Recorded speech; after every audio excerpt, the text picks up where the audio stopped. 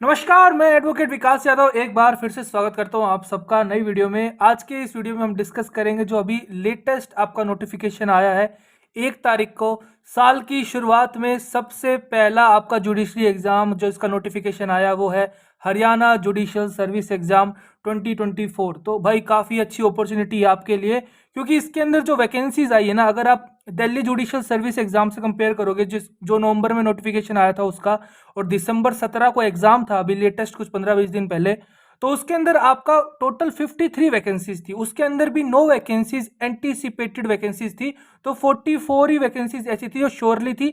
बाकी 9 vacancies anticipated vacancies है, हो भी सकती है नहीं भी हो सकती है। तो ऐसे ही इसके अंदर 129 वैकेंसीज आई हैं श्योरली और आपकी 45 आपकी एंटीसिपेटेड वैकेंसीज है। काफ़ी अच्छी अपॉर्चुनिटी है, हरियाणा जुडिशियल सर्विस एग्जाम आपको देना चाहिए। इस वीडियो में हम सारी चीज़ जो नोटिफिकेशन में जो आपके काम की है, इंपॉर्टेंट है, वो आपको पता होनी चाहिए, वो हम डिस्कस करेंगे।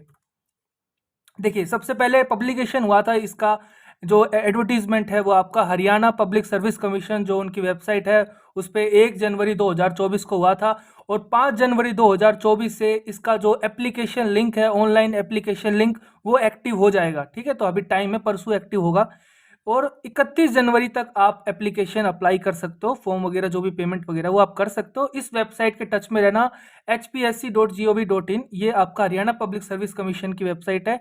इसी के अंदर आपको सारी जितनी भी इंफॉर्मेशन है एग्जाम से रिलेटेड, एडमिट कार्ड से रिलेटेड, सारी आपको यहाँ पे अपडेट कर दी जाएंगी। सबसे पहले एलिजिबिलिटी की बात करें तो इसके अंदर आपको केवल एलएलबी डिग्री पास होना चाहिए, जो आपको एक एडवोकेट एक्ट में आपको चाहिए कि भाई एनरोल एडवोकेट कराना आपको, तो आपको एक एलएलबी डिग्री होना चाहिए। वो पूरे प्रोविजन उसके अंदर दे रखे हैं, तो अपन को एलएलबी डिग्री होना चाहिए। कोई एक्सपीरियंस पे इसमें नहीं मांगा इन्होंने।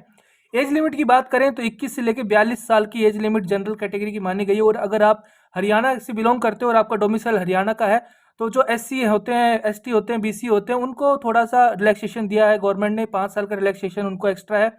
और अगर फॉर्म फी की बात करें तो 1000 रुपये जनरल है, और जो हरियाणा के जो लोग हैं उनका आपका 250 रुपये है, अगर कैटेगरी से वो बिलोंग करते हैं तो। अगर मैं बता दूं, अगर किसी को कोई दिक्कत आ रही है एग्जाम फॉर्म में फिल करने में, या कोई भी ऐसी उसको क्लैरिटी है नहीं, कुछ भी उसको हेल्प चाहिए, तो वो इस हेल्पलाइन नंबर पे आप बात कर सकते हो, या फिर आप ईमेल भी कर सकते हो, support/hpsc@haryana.gov.in। ये आपको काफ़ी हेल्प करेगा, क्योंकि कुछ बच्चों को डाउट आता रहता है फॉर्म भरते टाइम, कुछ उनसे मिस्टेक हो जाती है, तो आप डायरेक्टली यहाँ से कंसल्ट कर सकते हो। टाइमिंग आपका है सुबह 10 बजे से लेकर शाम के 6 बजे तक। बात करें ये आपकी, देखो कैटेगरी वाइज वैकेंसीज सेग्रीगेट करी हुई हैं कि जनरल की कितनी है, एससी की हरियाणा की 30 हैं, बीसी हरियाणा 11, बीसीबी हरियाणा 1, आपका ईडब्ल्यूएस हरियाणा 10 हैं। तो ऐसे 129 वैकेंसीज हैं जो श्योरली हैं। उसके बाद 45 वैकेंसीज हैं जो एंटिसिपेटेड वैकेंसीज हैं, जैसे आपका दिल्ली जुडिशियल सर्विस में 9 वैकेंसीज थी, तो वो आप देख सकते हो। उसके बाद एग्जाम शेड्यूल की बात करें तो आपका 3 फेजेज में एग्जाम होगा, ये preliminary exam, main exam, viva wash. तो प्रिलिमिनरी एग्जाम अभी टेंटेटिवली 3 मार्च 2024 को इन्होंने डेट रखी है, शायद एक्सटेंड भी हो सकता है, लेकिन मोस्ट प्रोबेबली आपका मार्च में ही इसको रखेंगे, ज़्यादा एक्सटेंड इसको नहीं करेंगे। मेन एग्जाम की बात करें तो इन्होंने माना है कि जून या जुलाई में होगा, तो ज़्यादा से ज़्यादा एक्सटेंड की बात करें तो जुलाई लास्ट में या अगस्त के फर्स्ट वीक में होने की संभावना है। उसके कुछ टाइम बाद, 1 से 1.5-2 महीने बाद रिजल्ट आने के बाद आपका इंटरव्यू हो जाएगा, वाइवा वोस हो जाएगा। तो लगभग आपका ये मान के चलो कि सितंबर अक्टूबर तक पूरा प्रोसेस कंप्लीट चलेगा, ये तीनों साइकिल का। तो आपको देखना है कि कोई भी आपको नोटिफिकेशन चाहिए तो आप कोई भी अगर मान लो चेंजेस होता है एग्जाम के शेड्यूल में, तो आपको जो हाई कोर्ट है इनका, Chandigarh and Haryana high court, आपका हाई कोर्ट chd.chandigarh.gov.in, आपको यहाँ पे सारी इन्फॉर्मेशन दे दी जाएंगी। तो 3 वेबसाइट मैंने आपको बताई है, इनको आप जरूर अपने फ़ोन में बुक मार्क कर लेना। ठीक है, प्रिलिमिनरी एग्जाम की बात करें तो ये केवल क्वालिफाइंग एग्जाम है, इसके आपका मेरिट में कोई भी मार्क्स ऐड नहीं होंगे। तो बता दूं मैं आपको, ओएमआर आपका मल्टीपल चॉइस क्वेश्चन होंगे, आपको ओएमआर पे आपको बबल फिल करने होंगे। उसके बाद इसके अंदर देखें तो 125 क्वेश्चन आएंगे, 2 घंटे का आपको एग्जाम दिया जाएगा, हर एक क्वेश्चन 4 नंबर का होगा, और अगर आप नेगेटिव गलत करते हो तो आपको 1/5 आपका मार्क्स डिडक्ट कर लिया जाएगा। जो मेन पॉइंट है वो आपके ये है, पॉइंट नंबर 3 और 4, ये ध्यान से देखो आप, कि आपका जो क्वेश्चन है उसके अंदर 5 ऑप्शन होंगे, A B C D E। अगर आपको सही ऑप्शन पता है तो आप A B C D में से आप उसको मार्क कर दो, वो आपका सही ऑप्शन होगा। लेकिन अगर आपको लग रहा है कि भाई आपको क्वेश्चन नहीं आता है, तो आप जैसे और किसी एग्जाम में आप उसको लीव कर देते थे, उस क्वेश्चन को एमआर पे कुछ भी नहीं भरते थे, इसमें ऐसा नहीं करना। आपको आपको ई पे, बबल पे फील करना है कि भाई मुझे ये क्वेश्चन नहीं आता, मुझे इसका आंसर नहीं पता। अगर आप ऐसा नहीं करोगे तो भाई आपका जो है 1/5 मार्क्स डिडक्ट कर लिया जाएगा। और एक और एडिशनल इन्फॉर्मेशन है कि अगर आप ऐसा 13 जैसे इसने 10% बोला है तो 125 का 10% होता है 12.5, यानी इन्होंने 13 राउंड फिगर लिया है। अगर आप ऐसा 13 क्वेश्चन से ज्यादा में करते हो तो आपको डिसक्वालीफाई कर दिया जाएगा, भले ही आप कट ऑफ क्लियर कर दो। तो ये चीज ध्यान रखना कि अगर आपको कोई क्वेश्चन नहीं आ रहा है तो आपको ई ऑप्शन है उसको बबल फिल करना पड़ेगा। अगर आप नहीं करते हो तो आपका माइनस मार्क भी होगा, और उसके बाद फिर अगर आप ऐसा 13 से ज्यादा क्वेश्चनों में करते हो तो आपको डिसक्वालीफाई कर दिया जाएगा। ये एक काफी इंपॉर्टेंट इन्फॉर्मेशन थी। अगर सिलेबस की बात करें प्रिलिमिनरी एग्जाम की, तो आप देखिए कि इन्होंने मोटा मोटा बोला है कि जो एग्जामिनेशन का सिलेबस है for the objective type questions with the multiple choice answers for the preliminary examination shall be from the syllabus for the main examination. इन्होंने बोला है कि मेन एग्जामिनेशन के ही क्राइटेरिया पे हम प्रिलिमिनरी को बच्चों को जज करेंगे। थोड़ा बहुत इन्होंने हिंट दिया है कि भाई हम क्या करेंगे, थोड़े करंट इवेंट्स भी पूछेंगे, यानी कि आपके लिए करंट अफेयर्स भी इंपॉर्टेंट हो जाते हैं, national and international current affairs. Indian legal and constitutional history की बात करें तो आपका हिस्टोरिकल क्वेश्चंस भी आ सकते हैं, हरियाणा की हिस्ट्री से भी क्वेश्चंस आ सकते हैं। तो आपको कॉन्स्टिट्यूशन पढ़ना पड़ेगा, हिस्ट्री पढ़ना पड़ेगा, थोड़ा बहुत जो लीगल जीके होती है उसके बारे में। And candidate shall also be tested for is analytical skills, reasoning and aptitude. तो यानी कि आपको जजमेंटल टाइप क्वेश्चंस भी होंगे, रीजनिंग भी होगी, क्वांटिटी एप्टीट्यूड भी होगा। तो आपको थोड़ा बहुत इस मिक्स प्रकार का आपका ये प्रिलिमिनरी का पेपर आएगा। 125 क्वेश्चन होंगे, 2 घंटे आपको टाइम दे दिया जाएगा। जो लेवल है इनका क्वेश्चंस का, अगर जीके की बात करें हम, जो एनालिटिकल स्किल, रीजनिंग एप्टीट्यूड की बात करें, ये आपका ग्रेजुएट लेवल का होगा, यानी आप एसएससी सीजीएल लेवल के क्वेश्चंस एक्सपेक्ट कर सकते हो। ठीक है, तो हम बात करें प्रिलिमिनरी एग्जामिनेशन की। इन्होंने बताया है कि भाई हमें मोटा मोटा कुछ नहीं करना कि भाई आपको इतने नंबर तो लाने पड़ेंगे, वो थोड़ा बता रखा है फॉर्मेलिटी। इन्होंने बताया कि जो आपकी सीट है यानी कि 129, और अगर हम एंटिसिपेटेड सीट को भी जोड़ दें 129 + 45, तो आपका जितनी सीट्स हैं उसके 10 टाइम्स स्टूडेंट्स को आपको मेंस के लिए एलिजिबल मान लिया जाएगा। और अगर जो लास्ट वाले बच्चे अगर एक से ज़्यादा हैं लास्ट रैंक वाले, तो उन सभी बच्चों को कंसिडर कर लिया जाएगा, यही इसमें बता रखा है। प्रिपरेशन की बात करें प्रिलिमिनरी एग्जाम के लिए, तो ये आपके लिए बेस्ट बुक रहेगी। देखिए, जो बच्चे अभी वो प्लान बना रहे हैं कि भाई हमें ये जुडिशरी का एग्जाम देना है, बिल्कुल फ्रेशली है, वो एनरोल्ड एडवोकेट्स हैं, उनकी अभी इसी साल ही एलएलबी हुई है, और ज़्यादा उन्होंने एलएलबी के टाइम भी अपना कोई गोल सेट नहीं किया था, तो भाई आपके लिए शुरुआत करने के लिए ये सबसे अच्छी बुक है। सिंगल की sold papers for judicial service. India में जितने भी जुडिशियल सर्विस एग्जाम होते हैं उनके प्रिलिमिनरी एग्जामिनेशन का हर एक पेपर आपको यहाँ पे मिल जाएगा, उनको आप सोल्व करिए, क्वेश्चंस को जो एक्सप्लेनेशन दी है वो भी पढ़िए, और खुद से भी बेयर एक्ट में से या कोई भी ऐसा केस लो है उसको आप खुद से एक अलग से रिसर्च करके नोट्स बना लीजिए। इससे बाहर अगर आप ये भी कर लोगे ना तो आपका प्री निकल जाएगा आराम से, इसे मैं आपको बता सकता हूँ, क्योंकि बहुत मोटी बुक है, ये भी आपसे कवर नहीं होगी 2 महीने में, बहुत ही ज़्यादा इसमें मटेरियल है। इसके अंदर आपको Haryana judiciary, Delhi judiciary, MP के, आपका पंजाब के, आपका बिहार का, सबके लगभग जितने भी इंडिया में जुडिशरी एग्जाम होते हैं सारे पेपर्स मिलेंगे आपको। इवन आपके जो असिस्टेंट प्रोसिक्यूटर ऑफिसर के एग्जाम होते हैं उसके भी आपको क्वेश्चंस यहाँ पे मिलेंगे। तो हर प्रकार के क्वेश्चंस की आपकी प्रैक्टिस हो जाएगी। तो प्रिलिमिनरी के लिए मेरे अकॉर्डिंग बेस्ट बुक है आपके लिए। अगर सिलेबस की बात करें मेंस की, तो मेंस के लिए आपको बुक दिख रही होगी, जुडिशियल सर्विस एग्जामिनेशन मेंस, आपके जितने भी स्टेट्स हैं सब्जेक्ट वाइज, टॉपिक वाइज बड़े ही अच्छे तरीके से अरेंज करके दिया है। अनसोल्ड इसलिए है क्योंकि मैं बता दूं, अगर सोल्ड हो जाएगा ना तो भाई हर कोई जज बन जाएगा फिर तो, अगर सोल्ड ही करने लगे।